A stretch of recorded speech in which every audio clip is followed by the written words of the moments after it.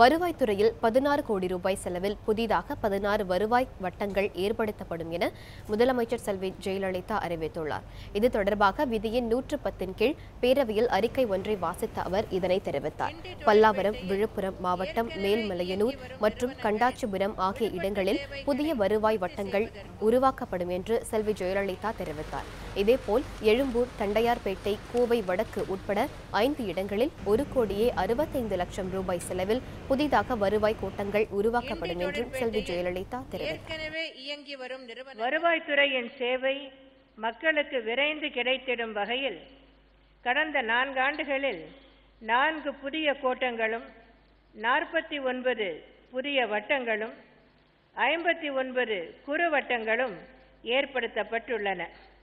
நடப்பாண்டில் திருநெல்வேலி மாவட்டத்தில் உள்ள திருநெல்வேலி மற்றும் அம்பாசமுத்திரம் ஆகிய 2 வட்டங்களை பிரித்து முறையே மானூர் மற்றும் சேரன் மகாதேவி ஆகிய 2 புதிய வட்டங்களும், நாமக்கல் மாவட்டத்தில் உள்ள திருச்செங்கோடு வட்டத்தை பிரித்து குமாரபாளையத்தில் ஒரு புதிய வட்டமும், ஈரோடு மாவட்டத்தில் உள்ள சத்தியமங்கலம் வட்டத்தை பிரித்து தாளவாடியில் ஒரு புதிய வட்டமும், ஈரோடு வட்டத்தினை பிரித்து கொடுமுடி, மொடக்குறிச்சி ஆகிய புதிய 2 வட்டங்களும் என மொத்தம் 16 புதிய வட்டங்கள் 16 கோடி ரூபாய் செலவில் உருவாக்கப்படும் என்பதை மகிழ்ச்சியுடன் தெரிவித்துக் கொள்கிறேன்.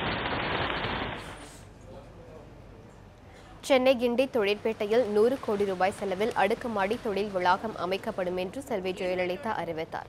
இது தவிர சிறு குறு நடுத்தர தொழில்களுக்கென புதிதாக தொழில் கொள்கை வகுக்கப்படும் என்றும் அவர் தெரிவித்தார்.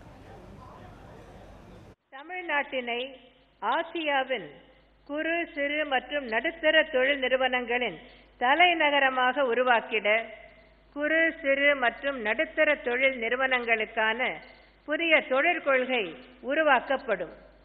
இந்த புதிய கொள்கையானது குறு, சிறு மற்றும் நடுத்தர நிறுவனங்கள் எதிர்கொண்டு வரும் சவால்களுக்கு தீர்வு காண்பதோடு அல்லாமல் தொலைநோக்கு பார்வை 2023 குறிக்கோளினை எளிதாக அடையவும் வழிவகுக்கும். 2. 1958 ஆண்டில் கிண்டி தொழிற்பேட்டை முதலாக தமிழக அரசால் சென்னை நகரின் மையப்பகுதியில் உருவாக்கப்பட்டது.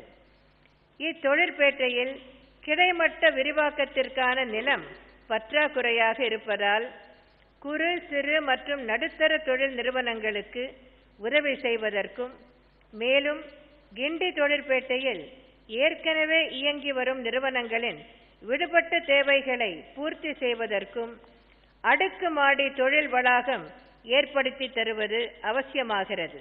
எனவே கிண்டி தொழிற்பேட்டையில் ஓர் அடுக்குமாடி தொழில் வளாகம் சுமார் 100 கோடி ரூபாய் மதிப்பீட்டில் உருவாக்கப்படும் என்பதை மகிழ்ச்சியோடு தெரிவித்துக் கொள்கிறேன்.